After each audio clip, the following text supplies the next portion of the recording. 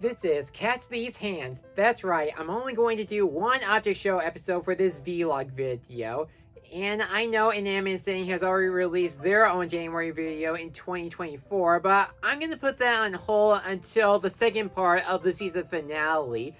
Last time on Battle for Dream Island again, although Woban was the second team to paint the Eiffel Tower, they ended up going up for elimination because Gelatin cheated with the shade that he gave to Pupple speaker box. So unfortunately, they're gonna have to deal with voting one of their own members out.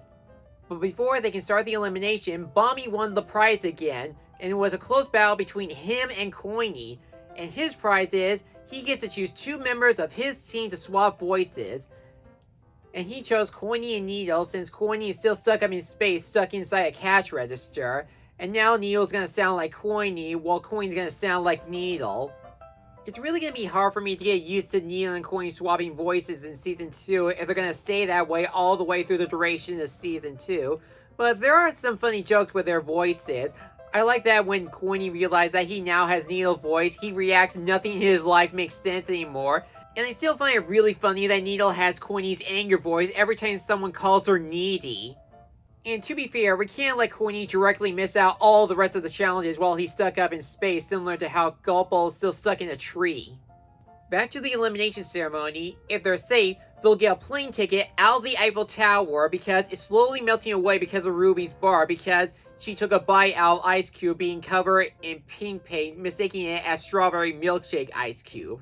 Oh, and the planes are actually the paper airplanes from BFB. However, unlike the previous cake and steak ceremonies, it's pretty obvious, so I don't need to address why the others are safe. Yellowface has been eliminated with a total of over 20,000 dislikes. The reason why Yellowface has been eliminated because he's been attacking Bommy ever since he covered himself in purple. Literally. He just attacked him just because he's purple now. And in BFDIA, his hatred towards the color purple got in the way again when he refused to paint the Eiffel Tower purple, and that Coiny had to get some shades to cover up all the purple colors, which gave Gelatin the idea to cheat during the last episodes.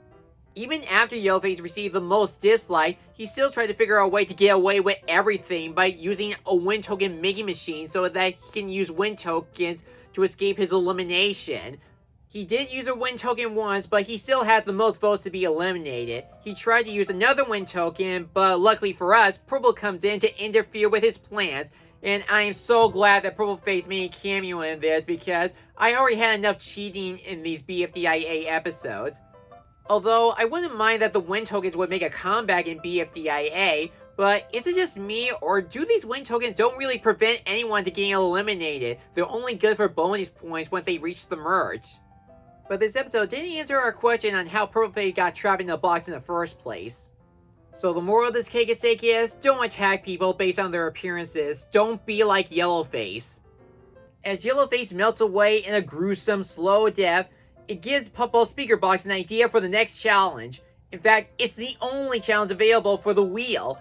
It's a game of charades while being trapped in a trash compactor. The rules are simple. One person from each team will be trapped inside a trash compactor while they have to do the gesture that appears on screen. The people outside the trash compactor have to figure out what the person inside the compactor is doing. If they get it right, the person who gets it right will free the guesters and they will become the new guesters for the next round. But if they get it wrong, the trash compactor will speed up quickly. The more they waste time or get the answers wrong, the trash compactor will crush the contestant to death. The first team to have all the contestants die will be up for elimination and will join Pupball Speaker Box in BFDIA 10 for the next cake and steak. For a simple children's game like charades, Battle for Dream Island found a way to make it more dark. I like to play a good game of charades, but for Battle for Dream Island charades, I feel like I'd be a good guesser than to guess the answers in this BFDI universe. One time during the challenge, I thought Pim was mimicking Yellowface's "oh" reaction during Teapot, but it turns out that wasn't it. Oh, and do you ever wonder where the object characters go after they die before they get recovered with the recovery center? Well, I didn't wonder at all, seeing how they can pretty much escape death with these recovery centers and stuff. But now we have an answer, I guess. They go to this hell-like location where they're badly CGI and have an ugly face and have these realistic limbs like human arms and legs. And they talk in a very awkward, intelligent manner. So whoever asked for that afterlife death question, thank you. I'll be having nightmares tonight thanks to CGI pencil. But going back to the charades challenge, I still think it was a pretty fun game. As the challenge continues, we do see some good teamwork between Ruby and Ice Cube and Bommy and Needle, like they're so confident on these charades rounds. Every time the team members go back and forth, they seem to get it right on their first get despite how complicated the phrases are. My personal favorite charades joke is the dance montage because coincidentally, all three teams have their own dancing gestures, and one of them is Fry's doing Gangnam Style, and Pin has to do the macaroni dance.